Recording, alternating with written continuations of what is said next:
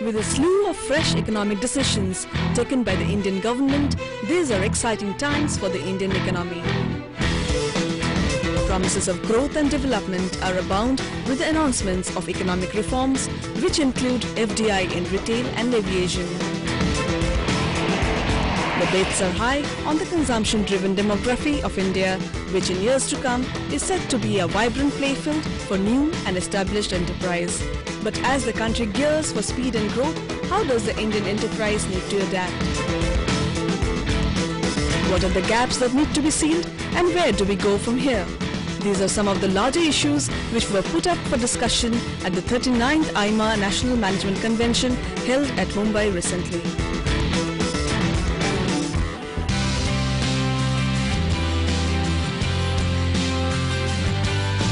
The two-day-long event saw a confluence of thought leaders from the fields of business, economics, management and government. It was an opportunity for all present to share ideas and gain perceptions about India's changing economic landscape.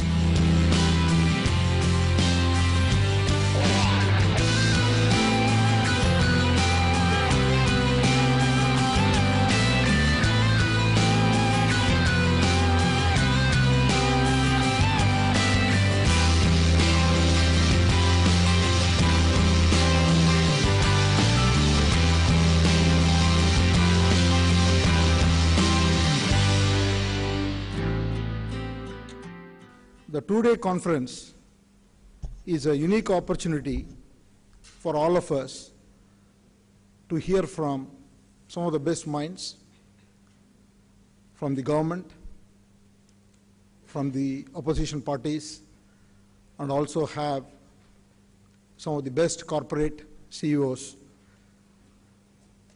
who will be sharing their views, analyze the current economic situation, and share some thoughts on how we can take the GDP growth upwards. India's GDP growth has fallen very sharply since January 2011. Our forecast of a little over 6.5% is definitely not enough for a country which is aspiring to achieve inclusion and create jobs for almost 300 million people who will be coming into the system in the labor market by 2025.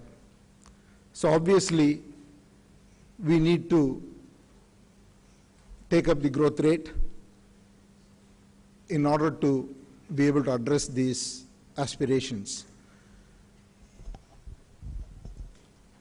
In the last couple of weeks, during the last couple of weeks, we have seen some significant decisions from the central government, which clearly indicates the urgency from the policy makers in order to achieve the growth rate. We have many more things to do. Definitely reforms is one of them.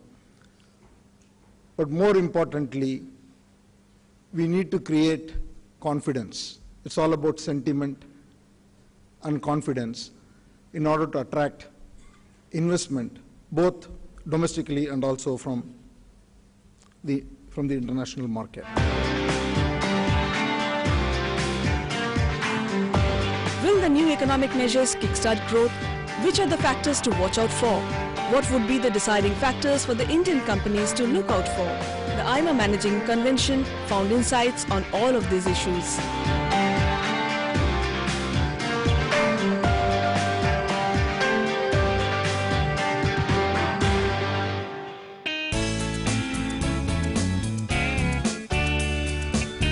How would the business leaders of tomorrow need to shape their businesses to survive and thrive? We will bring you those insights from the 39th IMA Convention after a break.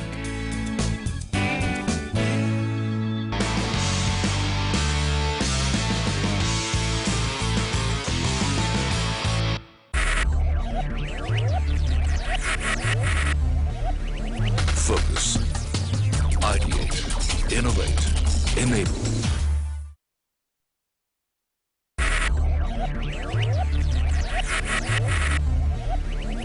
Focus, ideate, innovate, enable.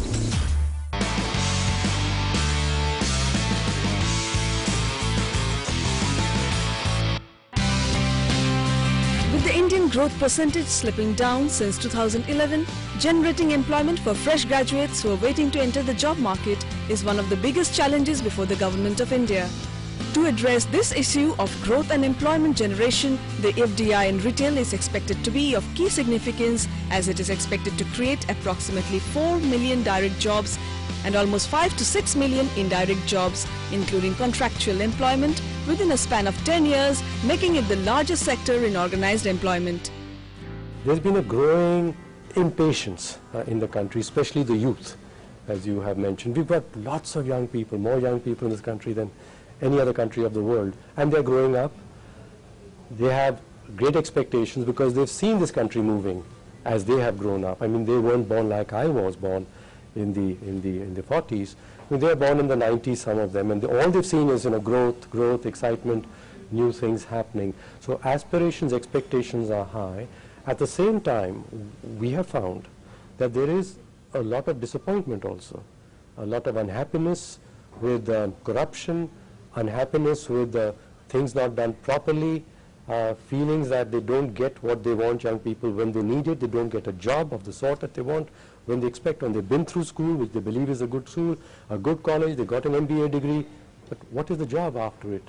So this is a mismatch here, high expectations and a breakdown of confidence in the system.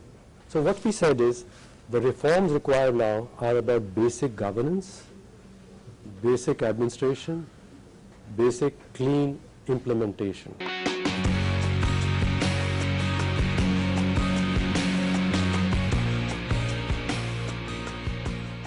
The Gen Y, as they are called now, is very different from the Gen X that we kept talking about, and very different from our generation, frankly. This generation is more into wanting to get things done. They want more transparency in every aspect of their lives.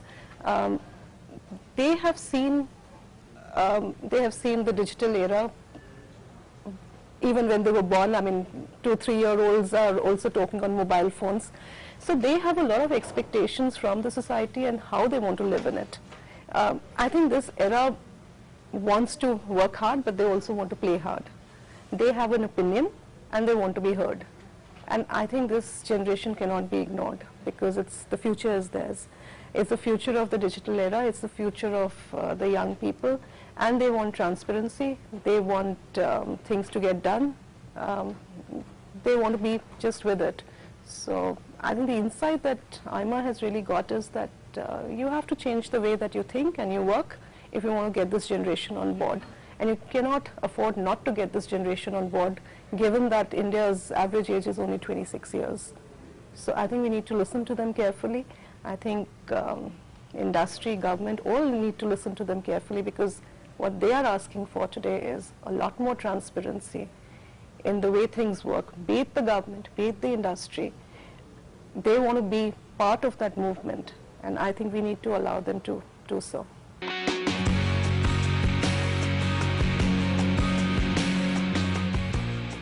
Multi-brand retail coming in, overseas investment. What is it going to do? It's going to create lots of jobs for people who have relatively modest skills, have some skills, but it's going to create jobs which are massive in nature. One. Second, it's going to create back infrastructure, right from the farmer to the consumer, and it's going to ensure that agricultural waste on fruits and vegetables is greatly reduced, right? Something like from 40% it may come down to 10-15%, 40% waste down to 15% waste. That's a huge benefit to the country. While the economic reforms are expected to bring a wide range of changes socially and economically, there still needs to be reforms in India's governance for these policy changes to create impact. But the real reforms we need is in process and governance. And this is, I think, our biggest challenge. And this is here, industry, associations, IMA, need to provide inputs, need to put their heads together. Then how do we provide these reforms in process and governance, whether it's in the banking sector, it's in SEBI, it's in our institutions, it's in government processes. This is where the real problem comes in. And this is the big challenge before us. Take land acquisition. We will have a central law very soon on land acquisition. Land acquisition is a contentious subject. And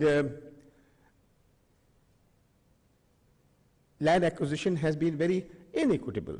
For many years of my life, I have myself fought land acquisition, not for the purpose of acquisition, but on the price. We must recognize that projects in 20 years ago, 30 years ago, land was acquired by government for big irrigation projects, public sector to build the big colonies of BHEL and HMT and big public sector units who are acquiring land, besides the smaller pockets for hospitals or schools or whatever it is. And land acquisition was never equitable. You paid 10% of the price. There had to be a public uproar on this. If you are being paid 10% of the market price, in your parlance, you look at replacement costs. But if you are being paid 10% because the law is so antique and so inequitable, and the government also doesn't want to pay more, because then that project doesn't become viable. Irrigation project, if you pay the fair acquisition price, the irrigation project won't be viable anymore. So this is the history of land acquisition. We've got to start from there. With the economic changes sweeping through the country, what is the future going to look like, and in what areas do we still need to work? We will bring you those insights after a break.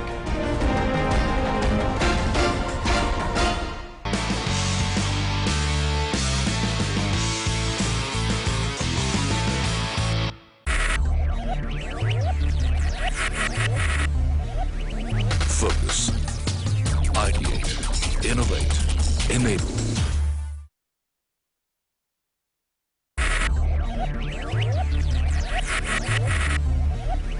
Focus.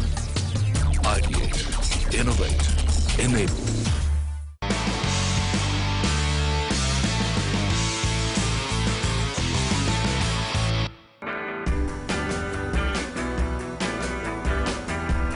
While the policies could soon be in motion, these are exciting times for the Indian economy. And how exactly will the new and foreign players change the Indian retail landscape? How will this drive for growth precipitate real-term impact? The brand landscape in India.